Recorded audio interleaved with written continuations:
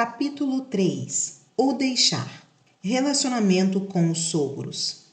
Feliz foi Adão, que não teve sogra nem caminhão. Certa vez, recebi uma carta de uma senhora de Goiânia. Ela estava desesperada, arrasada, pois seu relacionamento com o marido ia muito mal. Afirmava estar prestes a separar-se, por não encontrar uma solução diante da crise que atravessavam. Na carta, ela expôs detalhadamente qual era seu problema. Meu sogro morreu e meu marido, sem me consultar, trouxe sua mãe para morar conosco. A partir daí, eu e ele começamos a ter seríssimos conflitos. Minha sogra tomou conta da cozinha. Senti-me desnecessária, desvalorizada, mas não tive jeito e coragem de confrontá-la. Dizer que eu mesma gostaria de cuidar das refeições da minha família e que não aprovava as mudanças que ela havia feito em minha casa. Mas não somente isso. Diariamente, ela interfere intrometendo-se na educação das crianças. Basta eu dar alguma tarefa para elas ou mesmo uma ordem que ela imediatamente as desobriga. Procurei conversar com meu esposo sobre tudo o que está acontecendo, mas ele não me dá ouvidos. Não vejo muitas chances de solucionar o problema, Pastor Jaime, pois meu marido, em se tratando de sua mãe, é completamente fechado para qualquer tipo de diálogo. Estou muito propensa a buscar uma separação. Continuamente, essa história se repete no mundo todo, mudando somente em alguns detalhes. Talvez por isso, a sabedoria popular afirme com tanta veemência nos para-choques de alguns caminhões: feliz foi Adão, que não teve sogra nem caminhão. Particularmente, dou graças a Deus por minha sogra. Não interfere absolutamente em nada em minha vida conjugal, nem interferiu na educação de minhas filhas. E sua maior virtude é morar a 10.000 quilômetros de distância. Gosto demais dos meus sogros. Afinal de contas, minha esposa é filha deles. Não tenho muitos problemas em nosso relacionamento. Eles têm nos ajudado bastante, orientando, aconselhando e exercido uma influência positiva no desenvolvimento de nossas filhas. Ao instituir a família, milhares de anos atrás, Deus, conhecedor de todas as coisas, já aconselhava o homem e a mulher que deixassem pai e mãe ao se unirem. Gênesis 2:24. Para que a nova vida dos recém-casados possa seguir seu curso normal, o cordão umbilical precisa ser cortado. Isso não significa que os filhos cortarão o contato com seus pais ou que os abandonarão, mas ambos, homem e mulher, assumem novas funções prioritárias. Eles passam a ser, antes de filho e filha, marido e mulher. Os laços filiais adquirem segundo plano diante da ligação de maior intimidade que já foi instituída, o casamento. Um compromisso total, físico, emocional, etc., deve ser restrito apenas a ambos e não inclui outra pessoa, grupo ou profissão. Essa atitude de deixar, de desligar-se emocionalmente, de cortar o cordão umbilical, evidencia-se de 3 maneiras. Deixar geográfico. Quem casa, quer casa. O ditado é claro: não more com seus pais, nem com outra pessoa, mas apenas vocês dois. Atrevo-me a adicionar mais uma pequena frase a esse ditado: quem casa, quer casa, para não criar caso com os sogros. Quero ser realista. Sei que na atual situação econômica do país, não é nada fácil para o rapaz que vai se casar comprar ou alugar um apartamento para iniciar sua vida de casado, morando sozinho com sua esposa. Mesmo assim, penso que seria preferível que os jovens, antes de se lançarem no casamento aos 20 anos de idade, esperassem um pouco mais, até terem suas convicções mais solidificadas e maior autonomia financeira. Tudo isso para evitar dependência futura dos pais. Porque Deus fez esta afirmação: portanto, deixará o homem a seu pai e a sua mãe e unir-se-á à sua mulher. Ele queria que o homem assumisse o compromisso da sua própria família e providenciasse o sustento e o bem-estar dela. Deixar financeiramente. Enquanto viviam na casa dos pais, os filhos dependiam deles para sua sobrevivência. Já casados, não devem continuar esperando deles o suprimento de suas necessidades financeiras. É possível que, até inconscientemente, os sogros comecem a manipular seus genros e noras, filhos e filhas, porque mensalmente dispõem de seu dinheiro para auxiliar o casal, que, por sua vez, sente-se tolhido em sua liberdade. Outra consequência provável é que o homem recém-casado passa a considerar-se incapaz de exercer o papel de provedor do sustento da nova família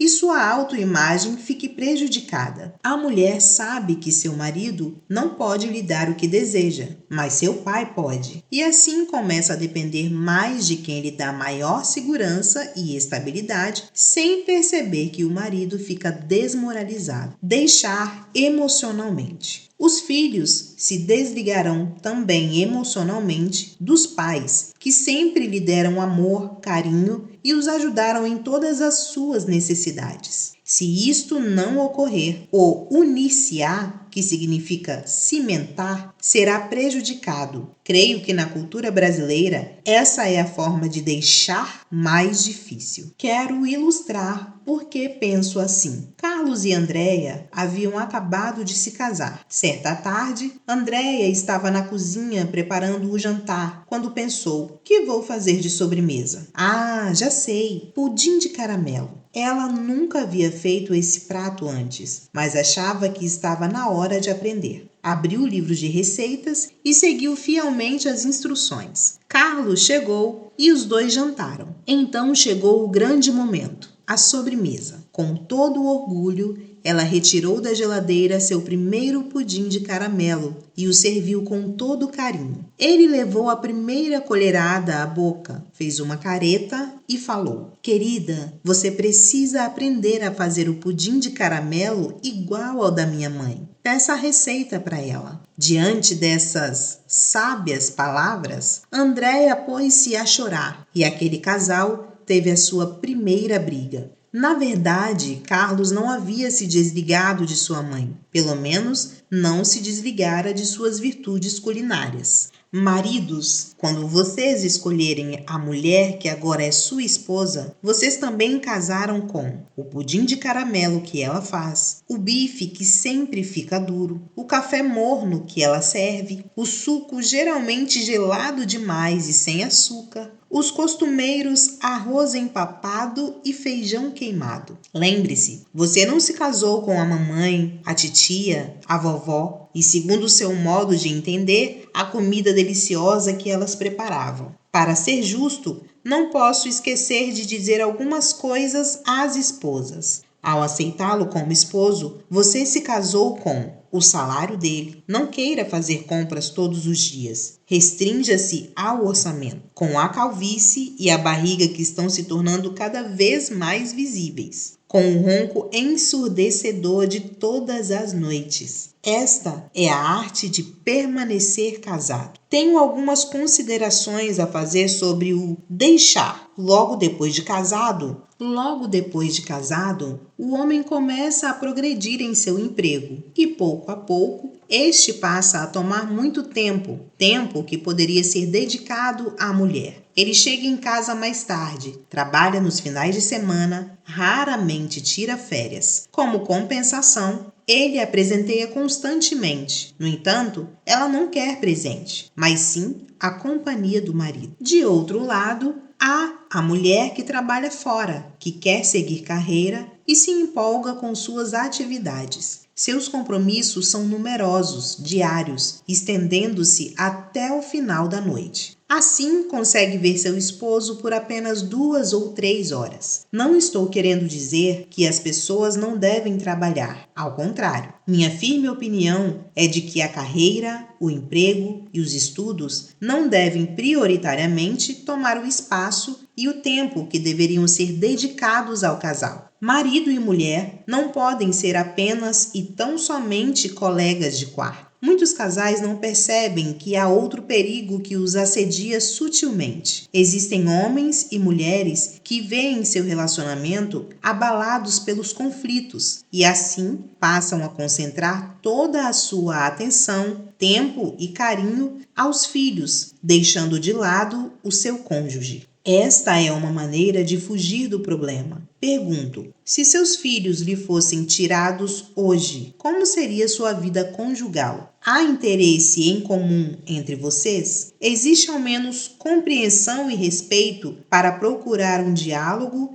e tentar melhorar a qualidade de vida que vocês levam? Chamo sua atenção para esta verdade. Ao se casarem, vocês se comprometeram a deixar certas prioridades individuais para dedicar-se à união cimentada em convivência e companheirismo. Vieram os filhos, que crescerão, também casarão, e novamente vocês estarão a sós, pois eles não nasceram para ser exclusivamente dos pais. O motivo que leva muitos casais ao divórcio depois de 25 ou 30 anos de casados é por não terem mais por que viver juntos depois do casamento dos filhos, sem lembrar que eles foram criados para ter sua própria vida e que, em oposição, marido e mulher foram feitos para viver um para o outro. Agora, uma palavrinha para os pais. Se existe um presente que vocês podem dar aos filhos no dia do casamento, é a liberdade. Os filhos precisam saber disso. Portanto, é importante o pai e a mãe expressarem isso verbalmente. Por reconhecer como esse fator é importante no desenvolvimento da nossa família que se forma, nas cerimônias de casamento que faço, peço aos pais que digam ali, diante dos filhos, que se comprometem a liberá-los dos laços afetivos e materiais que os uniam.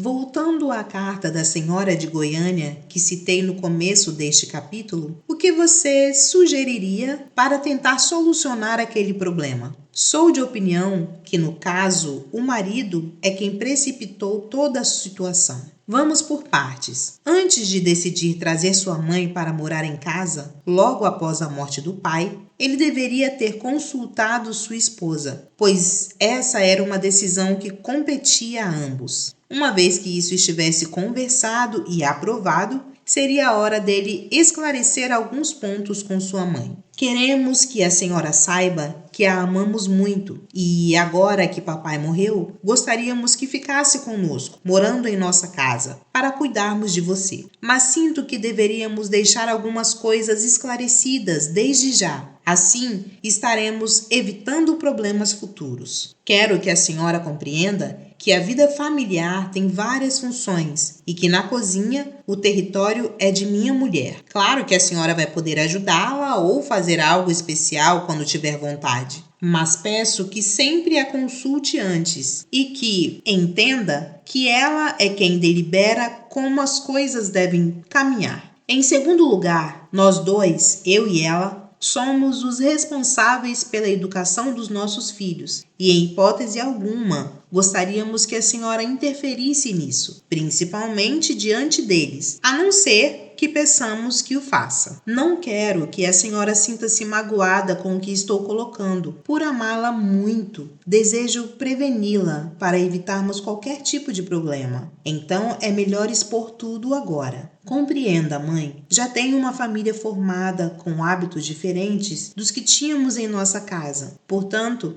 peço que a senhora compreenda e, na medida do possível, procure se adaptar. Se esse homem tivesse tido a coragem de francamente expor a situação à mãe, talvez sua esposa não chegasse a querer divorciar-se. Em suma, a arte de permanecer casado envolve aprender a arte de deixar. Finalizando, quero dar aos meus prezados leitores sugestões práticas aos sogros e aos recém-casados. Sugestões aos sogros. A tendência dos pais é dar palpites. Por essa razão, a primeira sugestão é não dar conselhos, a não ser que o casal peça. Mesmo nesse caso, pode-se dar uma sugestão, mas devemos deixar o casal livre para aceitar ou rejeitar o conselho. Não imponha seus valores de vida aos seus filhos. Eles são indivíduos iniciando um novo lar. Eles devem ter o privilégio de estabelecer seus próprios padrões e desenvolver suas tradições independentemente de seus pais. Se seus filhos falarem alguma coisa confidencial com você,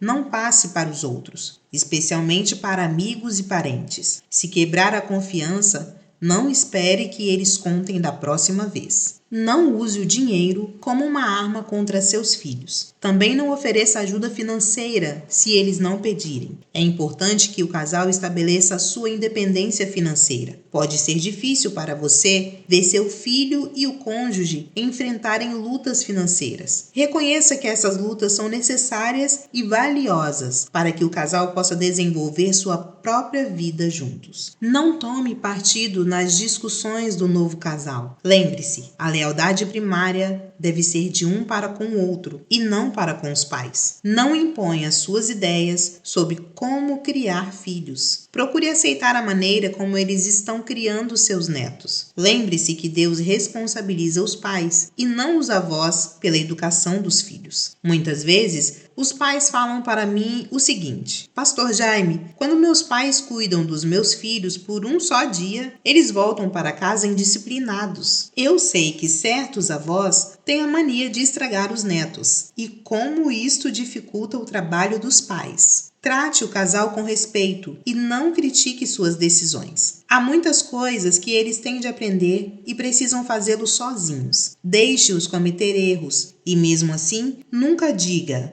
eu avisei. Procure manter uma comunicação aberta com seu genro e nora. Mostre interesse genuíno naquilo que interessa também a ele ou ela. Não viva sua vida por intermédio da vida de seus filhos. Procure desenvolver seu dia a dia com sua esposa ou marido. Não espere que o casal passe muito tempo com você. Ao dar liberdade ao novo casal, você estará construindo um relacionamento saudável com eles. Não trate seu genro ou nora como o ladrão que roubou o amor de seu filho ou filha, mas abrace-os como membros de sua família. Sugestões aos recém-casados: não morem com seus pais depois de casados. Tentem viver na sua própria casa, mesmo que seja alugada e muito humilde. Morar com os pais ou sogros geralmente é uma péssima maneira de iniciar um novo lar. Não pense que qualquer um dos pais deve ajudá-los financeiramente. Cuidado com a atenção excessiva dada aos pais. Isso pode criar ciúmes e raízes de amargura no seu esposo ou esposa. Quantas vezes ouvimos expressões como esta: para seus pais, você sempre tem tempo, mas para mim não. Se um dos cônjuges comete esse erro, ele poderá estar jogando os pais contra seu esposo ou esposa. A tendência natural, consciente ou inconsciente, será rejeitar os sogros. Afinal de contas, eles estão roubando algo que é seu. Não use constantemente seus pais ou sogros como babás. Naturalmente, os avós vão querer cuidar dos netos, mas há o perigo de abusar dessa boa vontade. Não esqueça do aniversário dos seus pais e sogros. Pode parecer uma coisa pequena, mas você é capaz de ganhar sua sogra com um ramalhete de rosas dado no seu aniversário.